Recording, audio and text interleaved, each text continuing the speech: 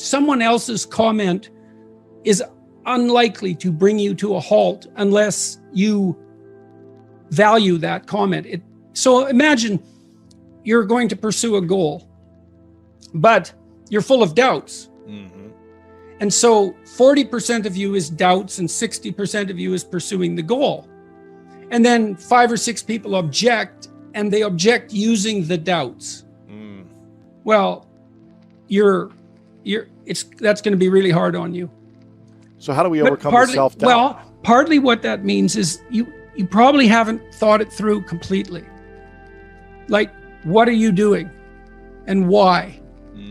And if you have a bunch of doubts and they haven't been addressed, then you're vulnerable at that point. And it may be that your goal is not everything it could be.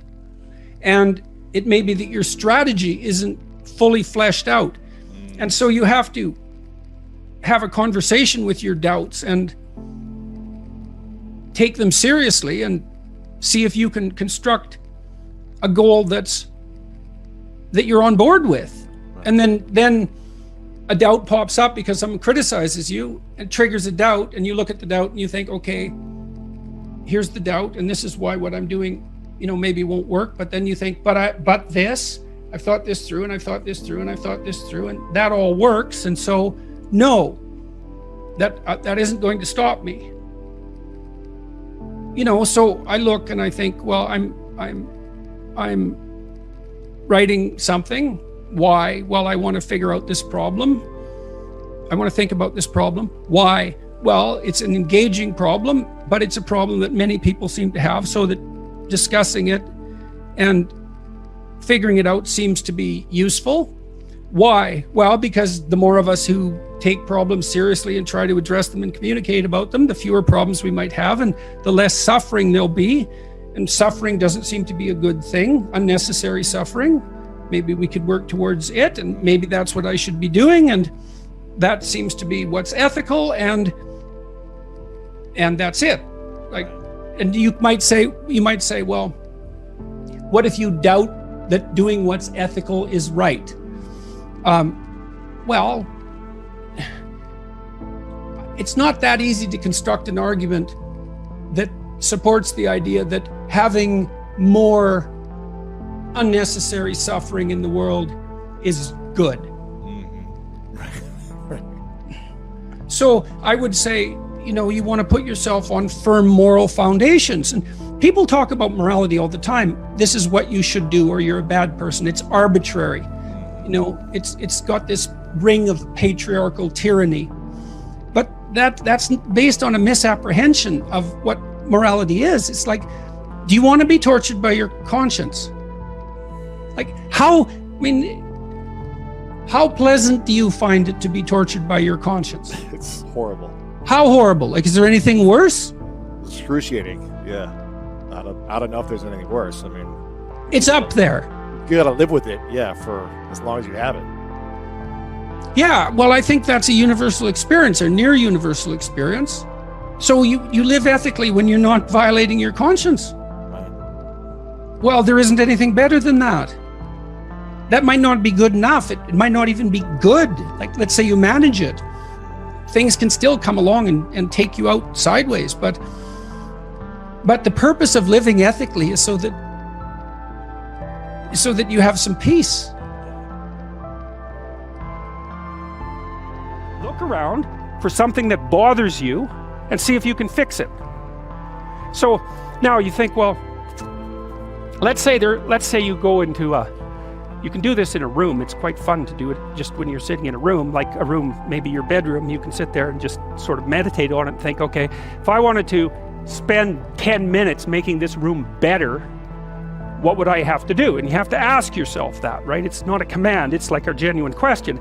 And things will pop out in the room that you like, there's a stack of papers over there that's kind of bugging you, and you know that maybe a little order there would be a good thing, and there's some rubbish behind your computer monitor that you haven't attended to for like 6 months, and the room would be slightly better if it was a little less dusty and the cables weren't all tangled up the same way. And like, if you allow yourself just to consider the expanse in which you exist at that moment, there'll be all sorts of things that'll pop out in it that you could just fix.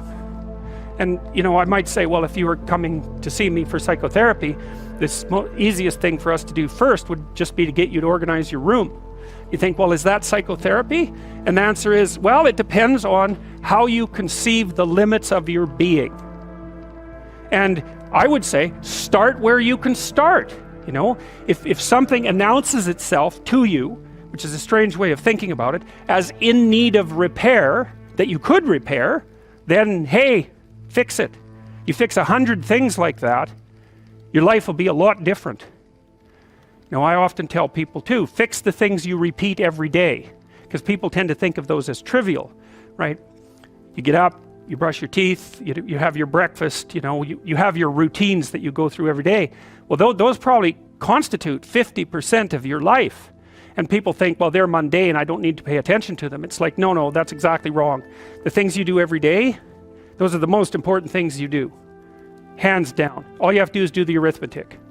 You figure it out right away. So 100 adjustments to your broader domain of being, and there's a lot less rubbish around, and a lot fewer traps for you to step into.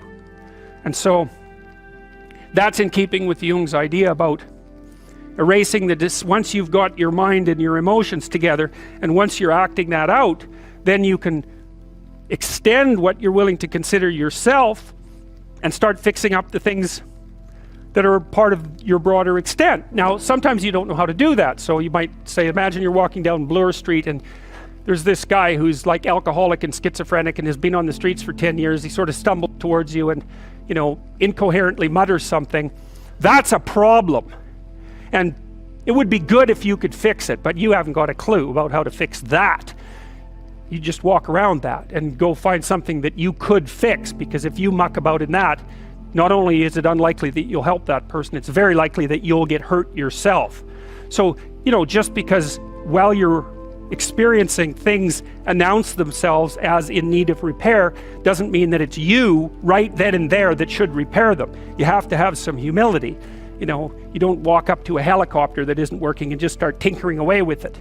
You have to stay within your domain of competence. But most of the time, if people look at their lives, you know, it's a very interesting thing to do. I like the idea of the room, because you can do that at the drop of a hat. You know, you go back to where you live and sit down and think, okay, I'm going to make this place better for half an hour. What should I do? And you have to ask, and things will just pop up like mad. And it's partly because your mind is a very strange thing. As soon as you give it a name, a genuine aim, it'll reconfigure the world in keeping with that aim. That's actually how you see to begin with. And so if you set it a task, especially, you have to be genuine about it, which is why you have to bring your thoughts and emotions together, and then you have to get them in your body so you're acting consistently. You have to be genuine about the aim, but once you aim, the world will reconfigure itself around that aim, which is very strange. And that, man, if you can get one thing through your head as a consequence of even being in university, that would be a good one. You see what you aim at. And so, because one inference you might draw from that is, be careful what you aim at, right? What you aim at determines the way the world manifests itself to you.